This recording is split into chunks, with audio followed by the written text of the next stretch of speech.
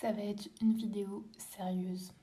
Pas très fun du tout, mais je pense que ça va être important à la fois pour moi et pour certaines d'entre vous qui souffrez de troubles du comportement alimentaire. Aujourd'hui, l'objectif de ma vidéo, ça va être un peu de vous raconter mon histoire avec une maladie dont j'ai souffert et dont je souffre encore, qui est l'anorexie. Je vais vous parler de pourquoi j'en suis arrivée là, comment surtout, parce que le pourquoi on ne sait pas vraiment en fait. Je pense que c'est plus chacun a sa dose d'accumulation des trucs pas cool dans sa vie. Et, euh, et une fois qu'il a franchi le plafond, et ben, c'est la chute libre. Et la chute libre, moi, elle s'est traduite par cette maladie-là et par une volonté de maigrir à tout prix et de consommer moins, etc. Donc déjà, j'étais dans un lycée en centre de formation, donc j'ai toujours été très sportive et donc j'étais en centre de formation de basket, donc j'ai évolué au championnat de France, voilà, j'avais des entraînements tous les soirs, donc avec mon petit environnement très cocon, on va dire. Donc j'étais vraiment avec mes copines de basket tout le temps. J'étais en internat puisque j'étais en centre de formation et que c'était compliqué de rentrer tous les soirs chez moi même si c'était pas loin. Donc j'étais en internat, donc j'étais vraiment dans un cocon entre guillemets familial et amical parce que les amis sont devenus la famille. J'ai été admise dans une école d'ingénieurs à Belfort, donc qui s'appelle. Et donc je suis partie très loin de ma famille parce que ma famille étant de Rennes, donc de Bretagne. Je suis allée dans l'est de la France, donc à côté de la Suisse. Donc c'est vrai que ça fait traverser la France, donc c'était plus du tout le même environnement. J'ai quitté toutes mes amies, tout mon environnement connu, entre guillemets. Et donc voilà, donc je me suis retrouvée loin de ma famille, loin de mes amis. J'ai commencé à vivre seule, donc forcément à cuisiner seule, et à manger des choses pas très saines, comme beaucoup d'étudiants en fait finalement. Et donc en fait, à partir de ce moment-là, en plus d'arrêter le sport aussi de haut niveau, et donc de passer de 5, 4 entraînements plus un match par semaine à 2 entraînements grand maximum par semaine. Et au-delà de ça, je faisais des études qui ne me plaisaient pas non plus. Donc en fait, ça s'est très clairement ressenti par une prise de poids qui m'a pas du tout plu parce que j'avais perdu énormément de muscles et j'avais pris du gras. Et donc en fait, voilà, donc l'été, pour vous donner une petite ordre d'idée, j'étais à 59 kilos avant de rentrer dans ces études-là. Et au mois de février d'après, j'étais passée à 64-65 kilos pour 1m68. Donc ce qui est pas du tout en surpoids, mais c'est vrai que moi je me sentais plus bien dans mon corps, dans ma peau, et j'avais besoin de perdre ce que j'avais gagné ou d'essayer de le transformer en muscle, de faire quelque chose parce que ça n'allait plus. Psychologiquement, c'était trop compliqué pour moi d'accepter ces kilos en trop. Et donc, euh, et donc j'ai eu cette volonté de perdre du gras et j'ai mis en place des habitudes qui n'auraient peut-être pas fallu mettre en place. En tout cas, à ce moment-là, j'ai décidé de bannir certains aliments de mon alimentation, vraiment des produits transformés industriels. Et donc comme, je sais pas, les M&M's, le Nutella, les pains au lait, tout ce genre de nourriture que j'adorais, mais que je consommais à outrance parce que j'étais pas bien dans mon esprit, pas bien dans ma peau en fait. J'ai commencé par supprimer ces aliments-là de ma façon de m'alimenter, voilà, du quotidien. Et puis ensuite, j'ai commencé à arrêter de manger le soir. Au début, c'était seulement les soirs d'entraînement et je me persuadais que j'avais pas faim après l'entraînement et, euh, et de manger avant l'entraînement, je l'avais jamais fait parce que s'entraîner le ventre plein, c'était pas de la folie. Donc du coup, je me persuadais que ça servait à rien que je mange les soirs d'entraînement et donc j'ai commencé par arrêté de manger les soirs d'entraînement. Puis ensuite, ça a été tous les soirs. Donc je mangeais plus du tout le soir. Je mangeais parfois un goûter vers 17h. Puis après, plus rien jusqu'au lendemain. Et donc voilà. Et puis je me suis inventé aussi de nombreuses intolérances, hein. L'intolérance au gluten notamment. Donc on arrête tout ce qui est à base de gluten, tout ce qui fait gonfler. Donc les féculents, c'était devenu un peu compliqué d'en manger. Tout ce qui est aussi à base de lactose. Alors ça par contre, je digère pas très bien le lait, mais peu de personnes le digèrent bien. Et du coup, c'est vrai que j'en ai rajouté des caisses. Et donc, c'était une façon aussi de bannir certains aliments de mon quotidien. Donc, tout ce qui était yaourt, fromage, les choses un peu plus grasses, quoi, très clairement. Et, donc voilà, et je me suis un peu inventé un mode de vie, pas végane, pas végétarienne, mais on va dire flexitarienne un peu. J'ai arrêté de manger de la viande beaucoup. Je mangeais quasiment plus de viande. Je mangeais quasiment plus de poisson alors que j'adore ça. Au quotidien, moi, je mangeais quasiment plus de produits animaux. Et c'est seulement quand je rentrais en vacances chez mes parents pour faire croire un peu que j'étais toujours la même, etc., que je me forçais à manger des produits du steak haché, enfin voilà, de la viande et un peu rester quand même dans l'objectif de manger comme tout le monde à la maison. Mais c'était une fois de temps en temps quand je rentrais en vacances et c'était pas pour longtemps, donc je me forçais. C'était pas facile psychologiquement du coup, parce qu'en fait, ce qu'on dit pas assez, c'est que cette maladie, l'anorexie, c'est pas du tout. Enfin, c'est pas du tout, entre guillemets, une maladie physique, mais c'est vraiment une maladie mentale. C'est tout ce qui se passe à l'intérieur qui se traduit dans des résultats physiques, en fait. Et le gros problème général, il est là, il est pas dans le corps. Le corps, lui, il fait ce que la tête lui dit de faire. Donc voilà, c'est vraiment une maladie mentale, et ça, c'est important de le rappeler aussi. Pour vous donner un peu une idée au niveau du timing et de ma perte de poids, je suis passée de février 2019 à juillet-août 2019 de 65 kilos à 55 kilos. Donc j'avais perdu 10 kilos en 6 mois. C'était vraiment, voilà, ça me plaisait, j'étais bien, je me sentais bien. Mais sauf que forcément, quand on commence à se restreindre énormément, on a des troubles digestifs. Et donc, j'ai eu des épisodes de constipation intense pendant mon été. Donc, c'était vraiment pas très fun. Et donc, en fait, au-delà d'avoir ces problèmes digestifs, c'est devenu en plus un stress, un gros stress, une accumulation de stress, parce que j'avais peur du coup d'intégrer des aliments et qu'ils ne soient pas évacués, et donc de reprendre du poids. J'avais peur de ça en fait, et du coup c'est à partir de ce moment-là où j'ai mis en place autre chose, encore une autre connerie. C'était de me peser très régulièrement, parce que justement j'avais peur de reprendre le poids que j'avais perdu à cause de cette constipation, et parce que j'arrivais pas à évacuer, voilà. Et donc je me pesais très régulièrement. J'ai commencé par me peser tous les 2 jours, puis tous les jours. Euh, Ensuite, après l'été, donc je suis retournée à Belfort. C'était trop compliqué pour moi de ne pas avoir de balance de pèse personne sur place, donc j'en ai acheté un. Et puis je me suis pesée tous les jours, 2 fois par jour même, ça m'arrivait. Donc je pesais à peu près 53 kilos au fête de Noël. Et vraiment, à Noël, c'était vraiment un objectif, c'était de ne pas...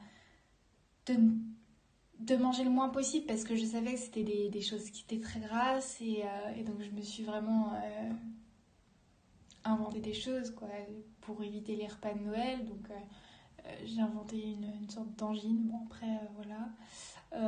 Et donc je disais que j'avais très mal à la tête et que j'avais besoin d'aller me coucher. En plus, il y avait les petits qui criaient, donc c'était vraiment facile pour moi d'échapper au repas en fait. Et donc déjà, voilà, ce réveillon, je l'ai passé au lit. Puis de l'autre côté de ma famille, j'utilisais l'heure, parce que chaque fois ça réveillonne très très tard, et donc du coup j'ai utilisé ce critère-là en disant bah j'ai plus faim parce que mon heure elle est passée. Vraiment, les fêtes de Noël, ça a été pour moi difficile, dans le sens où il y avait vraiment de la bonne bouffe qui était sur la table posée et qui me donnait très envie, mais en même temps ça a été facile dans le sens où j'ai réussi facilement à esquiver le repas. je me suis pris des remarques. Je me suis pris des remarques parce que mes proches s'étaient rendus compte que j'avais pas mal perdu, même si moi je m'en rendais compte que j'avais perdu, mais j'étais pas non plus enfin, en sous-poids. Donc j'étais pas encore dans l'idée de je suis anorexique et blablabla. Donc pour moi, j'étais pas malade du tout en fait. Alors que comme j'ai dit plus tôt dans la vidéo, c'est une maladie qui est mentale et qui est pas forcément physique et visible dès le début. Et donc voilà, donc ensuite ça s'est déroulé, tout ça. J'ai pas beaucoup reperdu jusqu'en février 2020. En février 2020, je pesais 42 kilos et c'était à ce moment-là, je devais partir en programme Erasmus en Pologne pour faire un peu les études qui me plaisaient. Et donc, du coup, je suis partie en Erasmus et vraiment à ce moment-là, je notais tous les matins, tous les soirs sur un petit carnet euh, les, mon poids en fait, parce que je me pesais matin et soir tous les jours. Donc donc ensuite je suis partie en Erasmus en Pologne et pareil, du coup en Erasmus j'ai eu le besoin de me racheter une balance sur place, une balance un pèse-personne. Donc j'ai continué à me peser et j'ai envie de dire, il est arrivé un mal pour un mal pour un bien, je l'appelle comme ça parce que le mal ça a été le Covid. Pour un mal, parce qu'on est rentré. On a été rapatrié en France, donc au bout de 3 semaines sur place, donc ça a été hyper rapide. Et, euh, et en fait, c'est à partir de ce moment-là, je suis rentrée, j'avais reperdu encore, donc je suis rentrée en France. Au bout de 3 semaines, j'étais passée de 52 kilos à 48. Donc là, j'ai vu sur le visage de ma maman quand je suis rentrée, le visage de mes proches en général, que je ressemblais à un monstre. Et en tout cas, j'ai vu vraiment ces personnes me dévisager et me dire, enfin, et ressentir de l'inquiétude de leur part en fait. Et cette inquiétude-là, je ne l'ai pas interprétée comme de l'inquiétude sur le coup, mais je l'ai interprétée comme un jugement, comme de nombreux anorexiques le font. Et ça a été très difficile pour moi. Et en fait, à partir de ce moment-là, ça a été une accélération, mais phénoménale, vers la mort. Une accélération du processus dans l'anorexie. Et je me pesais là plus de 2 fois par jour seulement, mais je me pesais bien 6-7 fois par jour, donc avant et après chaque repas, histoire de pas trop prendre et de savoir à peu près jusqu'où je pouvais aller manger le repas suivant, même si à ce moment-là, en fait, mon objectif c'était vraiment de perdre tous les jours 200 grammes, sauf que si... En fait, mon métabolisme était complètement flingué. Et j'avais arrêté de... En fait, au-delà d'arrêter de manger, parce que voilà, c'est déjà pas bien du tout, mais au-delà d'arrêter de manger, j'arrêtais de boire parce que boire, ça fait prendre du poids sur la balance. Et ça me faisait très peur. Donc, j'avais arrêté de boire. Et ma maman me répétait hyper régulièrement, elle me disait, mais Léa, tu sais que boire, c'est la vie quand même. Euh, L'eau, c'est pas calorique, ça te permet juste à tes reins de fonctionner. Bois, essaye de boire quand même, parce que ça va pas du tout. Là, tu es en train de mourir, je te vois mourir, ça va pas. Et en fait, en effet, elle m'a donné l'exemple des grévistes de la faim. Elle me dit, mais les gens qui font la grève de la faim, Léa, ils arrêtent de manger, mais ils arrêtent pas de boire pour autant. Si tu veux survivre, il faut boire, parce que tu peux survivre sans manger pendant 3 semaines, il n'y a pas de souci. Mais par contre, tu peux pas survivre sans boire. Et c'est vrai que à ce moment-là, je m'étais mise complètement en restriction hydrique parce que j'avais peur. Et c'est la maladie qui avait pris le dessus à partir de ce moment-là.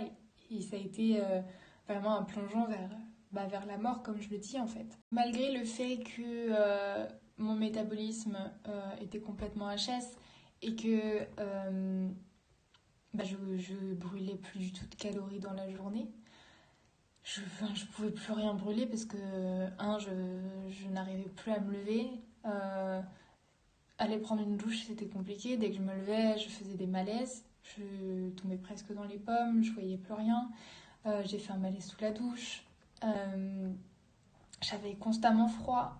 Et, et ouais, quand je suis arrivée aux alentours de 44-45 kilos, là j'ai eu une pseudo-prise de conscience, c'est-à-dire que j'avais vraiment peur de mourir. Je m'endormais le soir en me disant j'ai peur de ne pas pouvoir me réveiller demain matin, je vais mourir. Et c'est à partir de ce moment-là où j'ai appelé à l'aide. Très clairement, j'ai dit à ma maman, j'avais peur de mourir et qu'il fallait absolument que je voie une spécialiste ou un spécialiste des troubles du comportement alimentaire parce que j'avais peur de mourir. Là, que je me sentais plus vivante du tout. Et, et donc, j'ai été voir une nutritionniste spécialisée dans les TCA. Et à ce moment-là, je faisais 43 kilos. Elle m'a laissé une semaine. Elle m'a dit si d'ici la semaine prochaine, tu as encore perdu, que tu as franchi le seuil des 42 kilos, je t'hospitalise. Et ce sera une sonde nasogastrique dans laquelle on t'injectera forcément des aliments, etc. Donc moi j'ai tout fait pour parce que je me sentais pas de rebondir seule. Je savais que j'y arriverais pas et j'avais besoin d'aide à ce moment-là. J'étais vraiment dans un engrenage. La semaine d'après arrive, je retourne la voir et donc j'avais dépassé le seuil des 42 kilos. Donc elle m'a hospitalisée le lendemain en urgence, entre guillemets, dans le service gastro de l'hôpital. Et, euh, et à partir de ce moment-là, j'y suis restée pendant 3 semaines, un peu plus de 3 semaines. On m'a posé une sonde nasogastrique et c'est de là que j'étais réalimentée. Donc à ce moment-là, le jour où j'étais hospitalisée, je pesais 41,5 pour 1m68. Donc je vous mettrai l'IMC par là, ce que ça donne. Euh, donc, euh, donc ça n'allait pas du tout. Et donc je suis ressortie de l'hôpital 3 semaines après à 44 kilos. Puis ensuite, forcément, on n'est plus alimenté par la sonde. Il faut réussir à s'alimenter seul et à avoir un apport calorique qui équivaut à ce que la sonde nous apportait dans la nuit, etc. Donc à partir de là, forcément, ça a été compliqué au début de manger autant que ce que j'avais en apport à l'hôpital. Donc j'ai reperdu du poids, je suis descendue donc là à mon plus bas à 40,4 kilos. Et quand je l'ai revue à ce moment-là, elle m'a mis un petit coup de pression. Elle m'a dit Léa, je pense que t'as pas kiffé l'hôpital. Si tu dépasses le seuil des 40 kilos, je t'hospitalise de nouveau et ce sera pas fun. Donc là, je me suis mis un petit coup de pied au cul et j'ai repris 1 kilo assez rapidement. Donc en 2 semaines, je crois, j'ai repris 1 kilo et c'était reparti. Donc j'ai eu la chance aussi par la suite que mes parents soient en vacances et donc de manger plus régulièrement au restaurant et du coup de pas avoir la main sur ce que je préparais, de pas avoir la main sur les calories que j'allais manger. Je mangeais la portion et puis voilà. Et j'ai commencé à me refaire plaisir, à manger des petites glaces, des choses comme ça, choses que j'avais pas faites depuis tellement longtemps. Et donc voilà, donc après c'est revenu peu à peu. Aujourd'hui, je pèse environ 45 kilos pour 1m68 et donc je suis encore en plein dans le combat contre la maladie. C'est vrai que c'est très difficile, il y a des hauts débats. À la fin des vacances de mes parents, voilà, j'étais aux alentours de 46 kilos, un peu plus. Là, j'ai reperdu encore. Voilà, j'essaye vraiment par moi-même de réussir à augmenter mes apports, à varier mon alimentation parce que c'est quelque chose aussi qui est compliqué. Et juste, voilà, de prendre plaisir à manger, de sortir un peu plus, de revoir du monde parce que c'est aussi une des conséquences de l'anorexie, c'est l'isolement social et, euh, et c'est pas bon du tout, mais voilà, donc ça me faisait peur voilà, de sortir parce que ça voulait dire soit manger, soit boire et c'était des calories, de la nourriture qui me faisait peur, de la nourriture voilà, entre guillemets malsaine et, euh, et donc voilà. Je suis actuellement encore en guérison. Je sais que c'est un long chemin à parcourir. C'est très très difficile. Et au quotidien, il y a des hauts et des bas. Ça, c'est inévitable.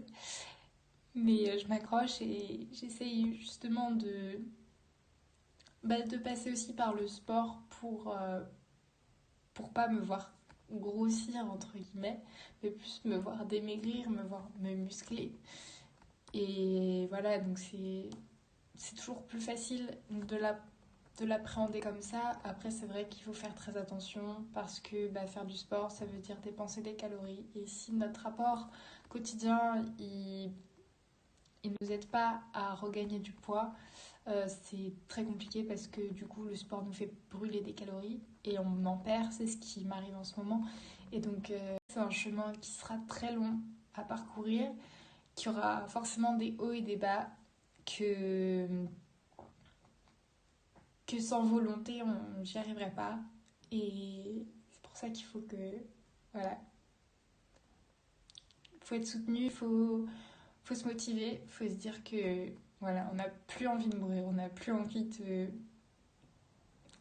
d'être mal et on a envie juste de profiter des moments de la vie et de ce qu'elle a à nous offrir parce que voilà, c'est beaucoup trop court. Si cette vidéo vous a plu, n'hésitez pas à lâcher un petit pouce vers le haut pour me soutenir.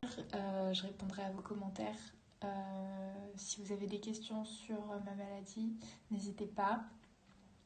Sur mon histoire, si vous êtes atteint de troubles du comportement alimentaire, n'hésitez surtout pas à me contacter, à échanger avec moi. Juste, je pense avoir déjà pris du recul par rapport à toute ma maladie. Il faut juste pas attendre. En fait, c'est trop bête d'attendre. C'est du temps perdu dans votre vie, dans votre jeunesse, entre guillemets. C'est du temps de perdu et ce temps-là, il vaut la peine d'être vécu. Donc voilà, merci à tous. Si vous vous rendez compte que vous en souffrez, faites appel à du monde, faites-vous aider par vos proches, par des spécialistes. Ils seront d'autant plus qualifiés pour vous sortir de là. Et si jamais vous avez quelqu'un dans votre entourage qui en souffre, ne restez pas dans l'ignorance, ne faites pas comme si c'était quelque chose de tabou parce que c'est en le rendant tabou qu'on peut perdre ces personnes-là.